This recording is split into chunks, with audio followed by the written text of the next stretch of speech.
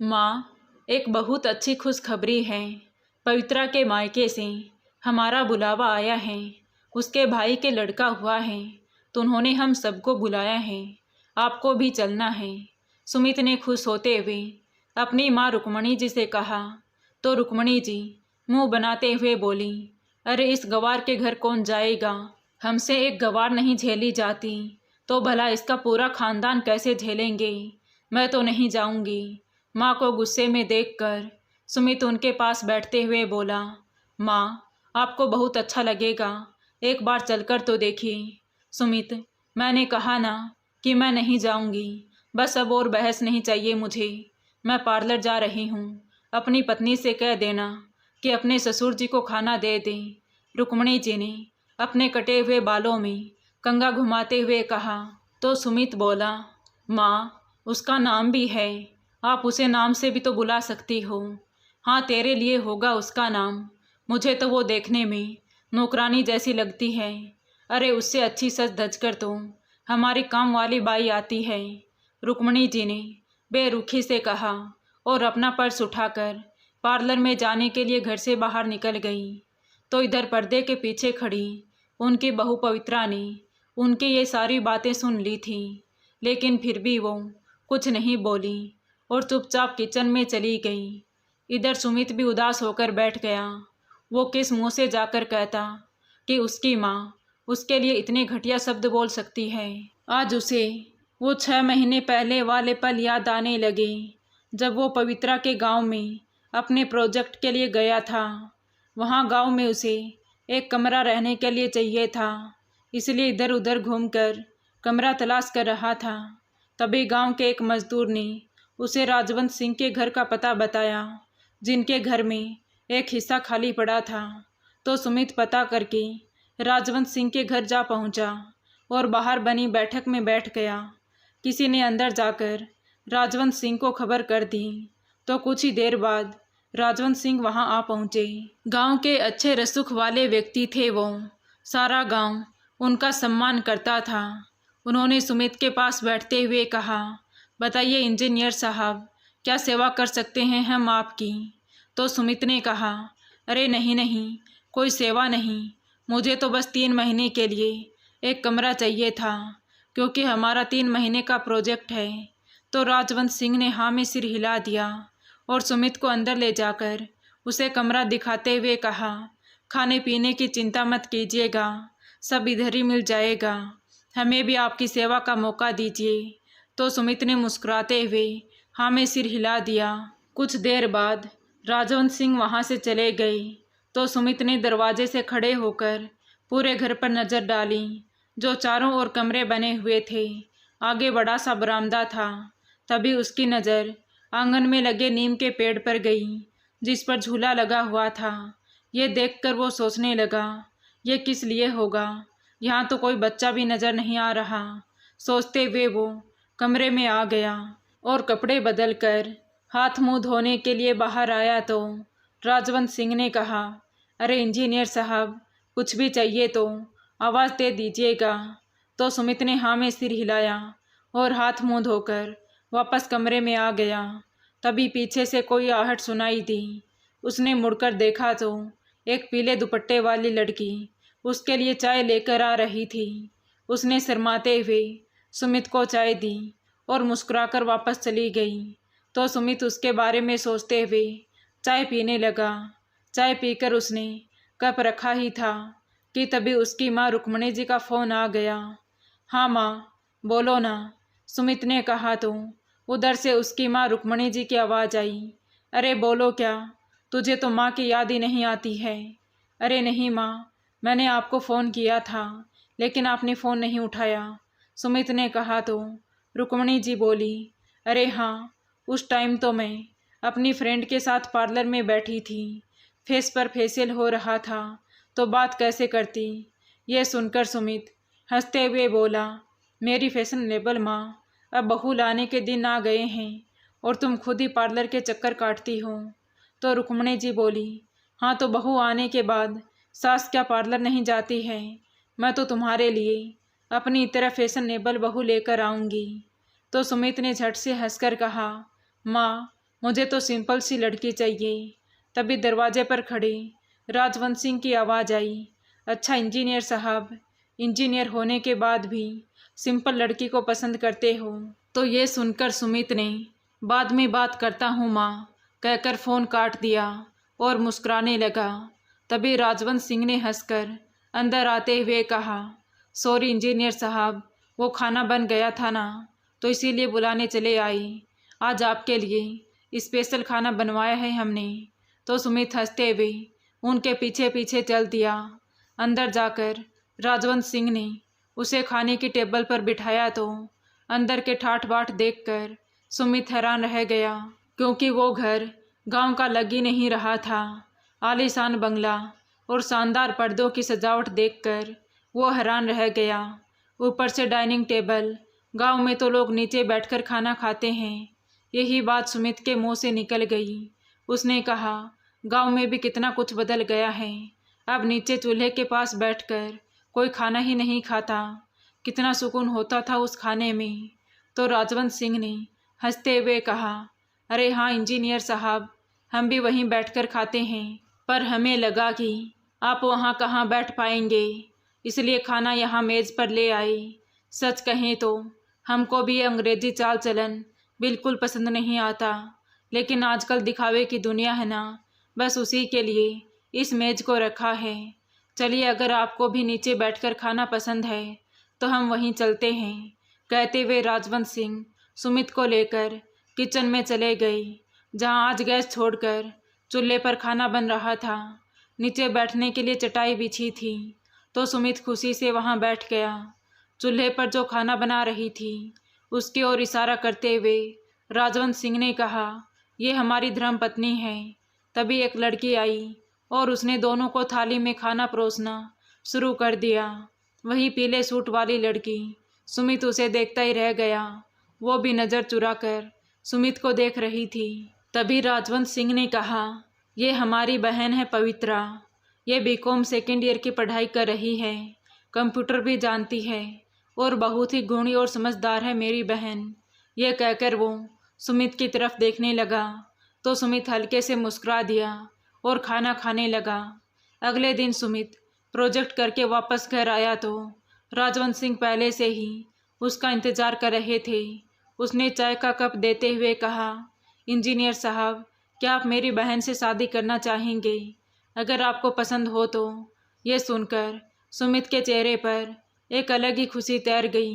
वो तो पहले से ही ये बात कहना चाह रहा था, पर कहने से डर रहा था। अब सामने से खुद ब खुद वही खुशी चलकर आ रही थी, तो उसने तुरंत हाँ में सिर हिला दिया। लेकिन तभी राजवंत सिंह ने सुमित से उसके माता पिता को बुलाने के लिए आग्रह किया, तो सुमित ने हामी भर दी। पर वो जानता था कि उसकी माँ को पवित्रा जैसी साधारण गांव की लड़की बिल्कुल पसंद नहीं आएगी। लेकिन राजवंत सिंह को जवाब देना था, तो उसने एक दिन घर में फ़ोन करके सब कुछ बता दिया, जिसे सुनकर रुक्मणी जी तो भड़क उठी और पवित्रा को अपनाने के लिए साफ इनकार कर दिया। तभी सुमित के पिता बजरंग जी ने कहा, अरे रुक्मणी, एक बार देखने में हर्जी क्या है? आखिर अपने सुमित की पसंद है तो अच्छी होगी ना। अरे काहे को अच्छी होगी, गांव की गवार, पता नहीं पढ़ी लिखी होगी या नहीं। मुझे तो शहर की और मॉडर्न लड़की चाहिए। इतना कहकर रुक्मणी जी ने गुस्से में फ़ोन काट दिया और इस रिश्ते से साफ इनकार कर दिया। तो बजरंग जी रुक्मणी जी के खिलाफ होकर सुमित के पास चले गए। वहां जाकर उन्होंने राजवंत सिंह से बात की तो पता चला कि पवित्रा की माँ बचपन में ही गुजर गई थी और भाभी के ही हाथों पली बढ़ी पवित्रा उन्हीं के दिए संस्कारों से परिपूर्ण है। पवित्रा के कारण ही राजवंत सिंह ने अभी तक अपनी कोई संतान नहीं की है। उसने कसम खाई थी कि अपनी बहन की जिम्मेदारी पूरी करके ही अपनी संतान के बारे में सोचेगा। वैसे तो उसकी शादी को अभी 3 साल ही हुए थे, तो इतनी जल्दबाजी भी नहीं थी। अपनी बहन के प्रति राजवंत सिंह का इतना प्यार देखकर बजरंग जी बड़े प्रभावित हुए। राजवंत सिंह ने सुमित की माँ के बारे में पूछा कि वो क्यों नहीं आई, तो बजरंग जी ने कह दिया कि उनकी तबीयत खराब है और इलाज कराने के लिए अमेरिका गई हैं, इसलिए ज़्यादा ज़ोर शोर से विवाह नहीं कर पाएंगे। राजवंत सिंह को जरा भी शक नहीं हुआ और वो मान गए। 3 महीने बाद की तारीख तय हो गई और बजरंग जी घर लौट आए। 3 महीने बाद सुमित का प्रोजेक्ट भी पूरा हो गया और पवित्रा के साथ शादी भी संपन्न हो गई। सुमित ने दहेज के रूप में कुछ भी लेने से मना कर दिया था, मगर पवित्रा के भाई राजवंत सिंह नहीं माने और उन्होंने पवित्रा को जेवर और सामान से भरपूर खूब धूमधाम से विदा किया। अब सुमित को डर यह था कि पवित्रा के घर पहुंचते ही माँ न जाने अपने क्या रंग दिखाएगी, लेकिन उसने अपने पिताजी को सब संभालने को बोल दिया था। जैसे ही वो दरवाजे पर पहुँचे तो कुछ खास तैयारी नहीं थी, पर पवित्रा ये जानती थी कि उसकी सास तो अमेरिका में है, इसलिए तैयारी कौन करता। ये सोचकर वो चुपचाप घर के अंदर आ गई, लेकिन रुक्मणी जी गुस्से में बाहर ही नहीं आई और कमरा बंद करके बैठी रही। तभी कुछ देर बाद सुमित ने पवित्रा के पास बैठते हुए कहा, पवित्रा, मुझे तुम्हें कुछ बताना है। तो पवित्रा हैरानी से सुमित की ओर देखते हुए बोली, जी कहिए ना, आप इतना सोच क्यों रहे हैं। तो सुमित ने अपनी माँ के बारे में बताते हुए कहा, पवित्रा, मुझे माफ़ कर दो, मैंने तुमसे झूठ बोला था। मेरी माँ कोई बीमार नहीं हुई थी, वो यहीं पे है, लेकिन वो हमारी शादी नहीं होने देती और मुझे पत्नी के रूप में तुम ही चाहिए थी, इसलिए तुम्हें पाने के लिए मैंने ये झूठ बोला था। लेकिन हाँ, पापा मेरे साथ थे। तो पवित्रा ने कहा, कोई बात नहीं, मम्मी जी को भी हम मना लेंगे। नहीं पवित्रा, इतना आसान नहीं है। मेरी माँ नए ज़माने की मॉडर्न सास है, अभी तुम मिली नहीं हो ना। खैर वो नहीं भी माने तो तुम चिंता मत करना, मैं तुम्हें लेकर यहाँ से चला जाऊँगा। इतना कहकर सुमित बाहर चला गया, पर एक ही घर में रहकर भी 2 दिन तक पवित्रा और उसकी सास रुक्मणी जी का आमना सामना नहीं हुआ। तो हार कर सुमित तीसरे दिन दोपहर में अपने पापा के साथ पवित्रा को अपनी माँ रुक्मणी जी के पास ले गया। बजरंग जी ने रुक्मणी जी को पहले ही समझा दिया था कि बहू पर नाराज मत होना, अब वो इस घर की बहू है। अगर तुम्हें बात नहीं करनी है तो मत करना, मगर कुछ बोलना नहीं। रुक्मणी जी के कमरे में जाते ही पवित्रा उन्हें देखकर थोड़ा सा डर गई। इतनी मॉडर्न सास देखकर अब उसके हाथ पैर कांप रहे थे, क्योंकि सैलून से कटे खुले बाल, चेहरे पर मेकअप और मॉडर्न स्लीवलेस कपड़े देखकर पवित्रा को खुद ही अजीब लगने लगा। वो तो खुद साड़ी में घूंघट डालकर आई थी। तभी सुमित ने पैर छूने का इशारा किया तो उसने झुककर पैर छू लिए, लेकिन रुक्मणी जी ने पैर दूसरी तरफ खिसकाकर तंज भरे स्वर में कहा, बस बस, ये सब नाटक की ज़रूरत नहीं है। तुम गांव की लड़कियां ये सब करके शहर के लड़कों को पटा लेती हो। इसको तो पटा लिया तूने, मगर मैं नहीं पटने वाली, समझी तुम। रुक्मणी जी गुस्से में बोलते जा रही थी। तभी बजरंग जी ने आंखें दिखाई, तब कहीं जाकर चुप हुई, मगर इतने शब्दों से ही वो बहुत कुछ कह चुकी थी। तभी सुमित पवित्रा का हाथ पकड़कर वहाँ से बाहर ले गया और बोला, अब से माँ तुम्हारे सामने दिखाई भी दे तो भी तुम उनके पैर नहीं छुओगी। उन्हें संस्कारों की कदर नहीं है ना, तो छोड़ो तुम भी, पड़े रहने दो उन्हें उनके फैशनेबल लाइफ में। सुमित का गुस्सा देखकर पवित्रा कुछ नहीं बोली और चुपचाप किचन में चली गई। अब रोज़ पवित्रा घर संभालती और घर के सारे काम सीधे तरीके से करती। बजरंग जी तो ऐसी बहू पाकर बहुत खुश थे। अब धीरे धीरे रुक्मणी जी का पवित्रा के साथ आमना सामना तो होने लगा था, लेकिन रुक्मणी जी अभी भी अपनी हरकतों से बाज नहीं आती थी। वो पवित्रा के खाने में हमेशा नुक्स निकालती रहती और कहती, ये कैसा खाना बनाया है, कितना तेल है इसमें, कितने मसाले डालती है, ये तो हमें बीमार करके ही छोड़ेगी।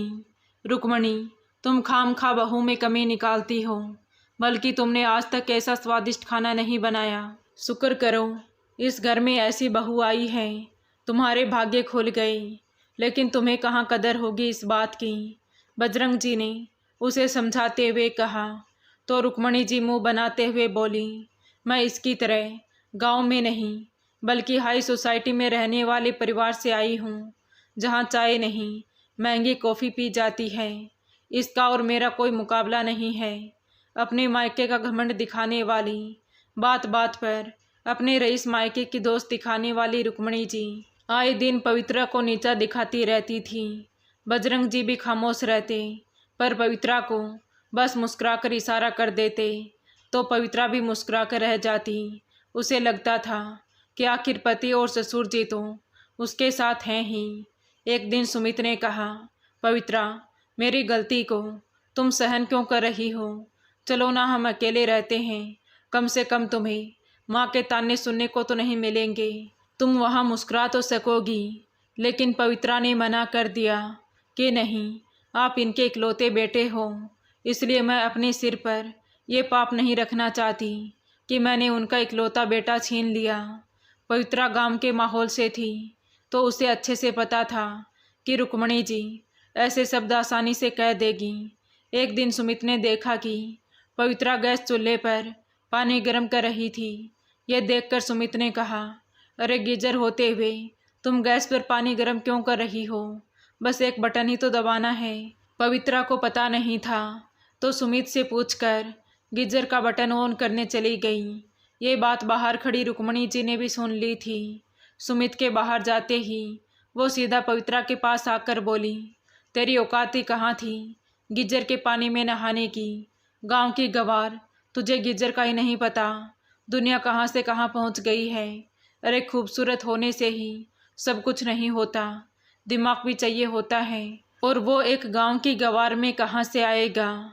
ये सुन पवित्रा को बहुत शर्मिंदगी महसूस हुई। तभी पीछे से सुमित ने उनकी सारी बातें सुन ली थी। उसने तेज आवाज में कहा, माँ, आप पवित्रा को बख्श दीजिए। अगर वो सीधी सादी लड़की है तो इसका मतलब ये नहीं कि आप उसे कुछ भी सुनाते रहेंगी। उसे ताने सुनाने का कोई भी मौका नहीं छोड़ती हो। बेटे के मुंह से यह सुनकर रुक्मणी जी पैर पटकते हुए कमरे में चली गई और बड़बड़ाते हुए अपने पति से कहने लगी, ये आपका बेटा तो है ना, जोरों का गुलाम हो गया है। ये गांव की सीधी सादी लड़की नहीं, कोई जादूगरनी है जो मेरे हाथों से पला बड़ा मेरा बेटा कुछ दिनों में ही इसके पीछे पीछे घूमने लगा है, मेरी एक बात भी नहीं सुनता। तो बजरंग जी ने कहा, रुक्मणी, ये कोई जादू टोना नहीं है, बल्कि एक इंसान का अच्छा और साफ मन ही सबको अपनी ओर खींच लेता है। कमी क्या है उसमें जो तुम उसे कभी भी बिना सुनाए जाने नहीं देती हो? अरे अभी वक्त है, कह रहा हूँ, अपना लो बहू को, वरना बाद में बहुत पछताओगी जब बेटा घर छोड़कर चला जाएगा। यह सुनकर रुक्मणी जी ने रोते हुए कहा, आप भी मुझे कहने लगे, अरे मेरे भी कुछ अरमान थे अपने बेटे की शादी को लेकर, जो आप दोनों बाप बेटे ने मिलकर सब कुचल दिया है। कितनी हाई फाई शादी करना चाहती थी मैं अपने बेटे की, और आपने क्या किया? उस गवार को लाकर बिठा दिया घर में। बड़बड़ाते हुए रुक्मणी जी बाहर चली गई। धीरे धीरे समय ऐसे ही बीतता गया। पवित्रा और सुमित की शादी को 1 साल हो गई थी, पर रुक्मणी जी अभी भी अपनी हरकतों से कभी बाज नहीं आती। अभी जब उनके बेटे सुमित ने पवित्रा के मायके जाने की बात की तो वो तुरंत भड़क उठी। उसने बहू के मायके जाने से साफ इनकार कर दिया। तो बजरंग जी ने कहा, अरे तुम समझती क्यों नहीं हो? वो तुम्हारा समधियाना है, नसीब वालों को मिलते हैं ऐसे समधी, वरना आजकल तो सब अपनी बेटी दामाद को बुलाते हैं, उसके सास ससुर को तो कोई पूछता ही नहीं। और वो तो पवित्रा का भाई है, तो वो तो तुम्हारे बेटे के बराबर है। तभी रुक्मणी जी ने गुस्से से कहा, मैंने एक बार बोल दिया ना कि मुझे उस गांव में कदम भी नहीं रखना। न जाने किस झुग्गी झोपड़ी से आई है, इस गवार के घर जाकर मैं अपना स्टेटस खराब नहीं करना चाहती हूँ।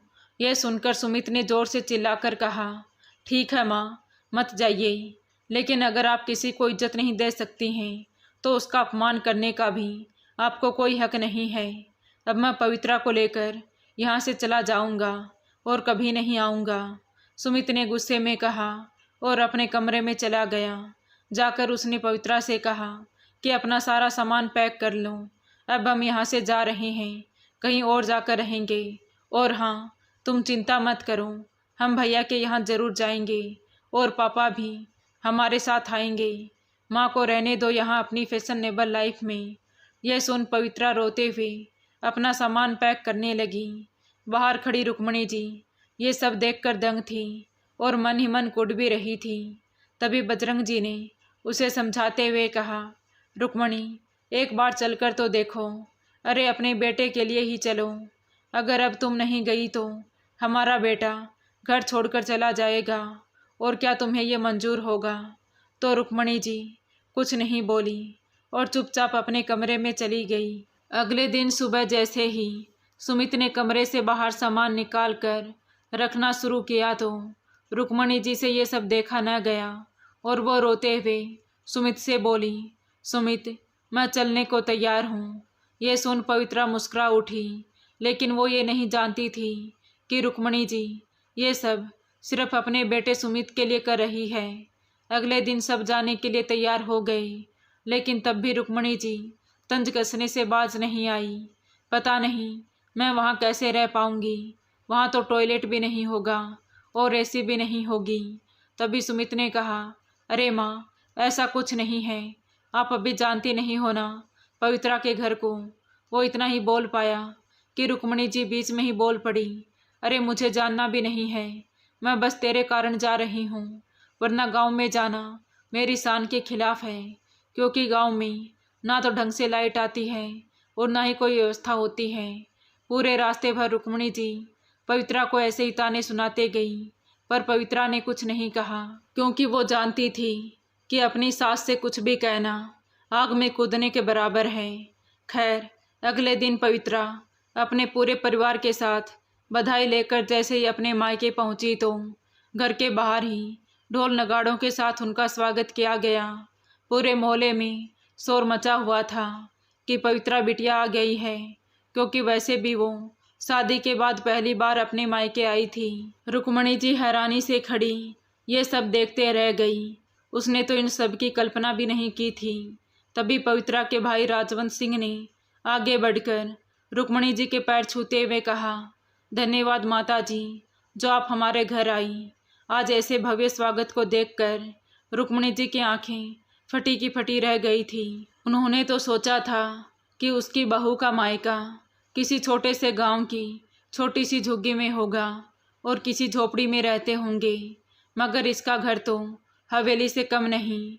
उसने तो बहू को गरीब समझा था, मगर ये तो गांव की राजकुमारी निकली। ये सोचकर ही आज रुक्मणी जी को शर्मिंदगी महसूस हो रही थी।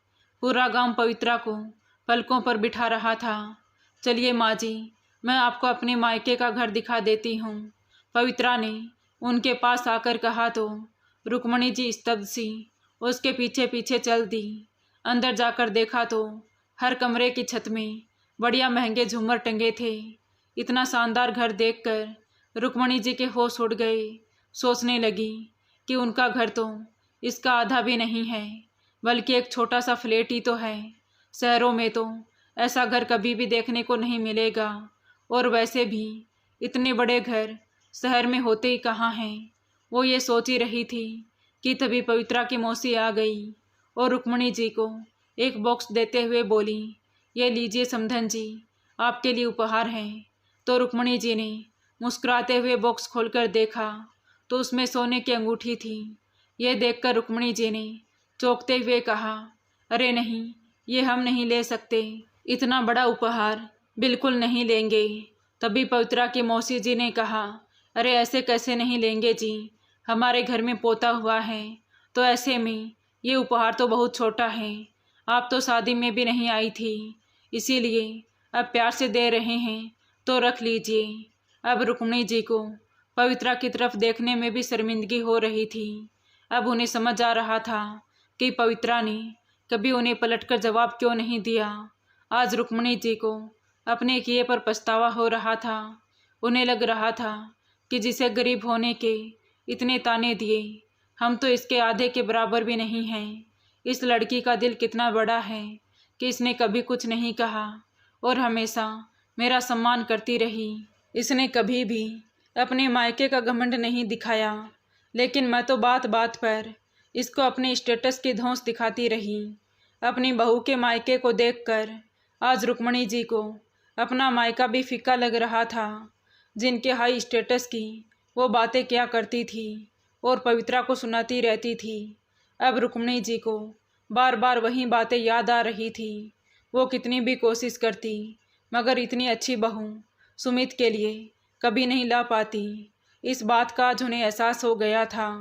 अब बस वो यही सोच रही थी कि कब उन्हें मौका मिले और कब वो पवित्रा से अपने कहे शब्दों के लिए माफ़ी मांगे। रुक्मिणी जी का बदला स्वरूप देखकर पवित्रा भी खुश थी। इधर सुमित को भी अपनी माँ से इतनी शांति की कोई उम्मीद नहीं थी, पर वो भी उन्हें शांत देखकर हैरान था। अगले दिन घर वापसी थी तो राजवंत सिंह ने विदाई के समय फिर से अपनी बहन और ससुराल वालों को उपहार से लाद दिया। मायके से विदा होकर पवित्रा सास ससुर के साथ ससुराल आ गई और घर पहुंचते ही वो तो अपने काम में लग गई, लेकिन रुक्मिणी जी कुछ बदली और खामोश सी थी। उन्हें कुछ समझ में नहीं आ रहा था कि अपनी राजकुमारी जैसी बहू से किस मुंह से माफ़ी मांगे, लेकिन आखिरकार हिम्मत करके रुक्मिणी जी ने उससे कह ही दिया, बहू तुम्हारे मायके में तो सब लोग इतने पैसे वाले हैं और हम उनके अंश मात्र भी नहीं हैं। मैं हमेशा तुम्हें नीचा दिखाती रही, लेकिन फिर भी तुमने कभी कुछ नहीं कहा और ना ही मुझे सच्चाई बताई। तुमने ये कभी नहीं जताया कि तुम इतने अच्छे परिवार से हो। ये तुम्हारे संस्कार थे कि तुमने नहीं कहा, लेकिन मैं काफ़ी शर्मिंदा हूँ तुमको अपनी दबंगी दिखा करके। मुझे अब बहुत बुरा लग रहा है। मुझे माफ़ कर दो बहू, प्लीज़ मुझे माफ़ कर दो। ये सुनकर सुमित हैरानी से अपनी माँ को देखता रहा। तभी पवित्रा ने कहा, मम्मी जी मैंने बचपन में ही माँ को खो दिया था। भाभी ने पाला और माँ का प्यार भी दिया, मगर यहाँ आकर आपको माँ कहा तो माँ की याद आ गई, इसीलिए कभी कुछ कह नहीं सकी। ये सोचकर कि अगर मेरी माँ मुझे कुछ कह देती तो क्या मैं उन्हें कभी कुछ कहती? नहीं ना, इसीलिए नहीं कहा। आप तो माँ है मेरी, बुरा क्या मानना। ये सुनकर रुक्मिणी जी ने कहा, बहू ये कहकर तुमने तो मेरा सम्मान बढ़ा दिया, लेकिन मैं तो माँ का जरा सा भी फर्ज अदा नहीं कर सकी। बेटा मैं अपना गुनाह कबूल करती हूँ, मुझे माफ़ कर दो। मैं कितना नीचे गिर गई थी। कहते हुए रुक्मिणी जी रोने लगी। तभी पीछे से बजरंग जी भी वहाँ आ गए और बोले, मुझे तो ये पहले ही पता था कि जिस दिन तुम बहू के मायके जाओगी उस दिन तुम्हें अपने किए पर पछतावा हो जाएगा, और इसीलिए मैंने बहू से हमेशा यही कहा कि इसके बाद का बुरा मत मानना। एक दिन देखना सब ठीक हो जाएगा, और आज वो दिन आ ही गया। लेकिन रुक्मिणी एक बात समझा देता हूँ कि गरीबी अमीरी किसी से पूछकर नहीं आती। अगर आज तुम बहू के मायके नहीं जाती तो हमेशा बहू के साथ ऐसा ही सलूक करती। ये तुमने बहुत गलत किया था। तभी पवित्रा ने अपने ससुर की ओर इशारा करते हुए कहा, कोई बात नहीं पिताजी, सुमित ने भी तो उनके खिलाफ जाकर शादी की थी। एक माँ अपने बेटे को पाल पोस कर इतना बड़ा करती है, अगर वही उसके खिलाफ जाएगा तो माँ भी उसके खिलाफ जाने के लिए मजबूर हो जाती है। मुझे आज माँ जी से कोई शिकायत नहीं है। अब हम सब लोग एक साथ मिलजुल कर रहेंगे। बहू के मुंह से यह सुनकर बजरंग जी की आंखें भर आई। उन्होंने कहा, देखा रुक्मिणी, मैंने कहा था ना कि तुम्हारी बहू लाखों में एक है। तुम बहुत किस्मत वाली हो जो तुम्हें ऐसी बहू मिली। तभी रुक्मिणी जी ने अपने आंसू पोंछते हुए कहा, आपने बिल्कुल सही कहा जी, हमारी बहू लाखों में एक है। मैं चाहकर भी ऐसी बहू कभी नहीं ला सकती थी। कहते हुए रुक्मिणी जी ने पवित्रा को गले से लगा लिया। ये सब देखकर आज सुमित के चेहरे पर भी खुशी तैर गई। अब सब लोग एक साथ मिलजुल कर रहने लगे थे। तो दोस्तों, आपको ये कहानी कैसी लगी कमेंट करके ज़रूर बताएं। कहानी अच्छी लगी हो तो प्लीज़ वीडियो को लाइक करें, शेयर करें और हमारे चैनल कहानी विद देवांशी को सब्सक्राइब ज़रूर करें। Thank you.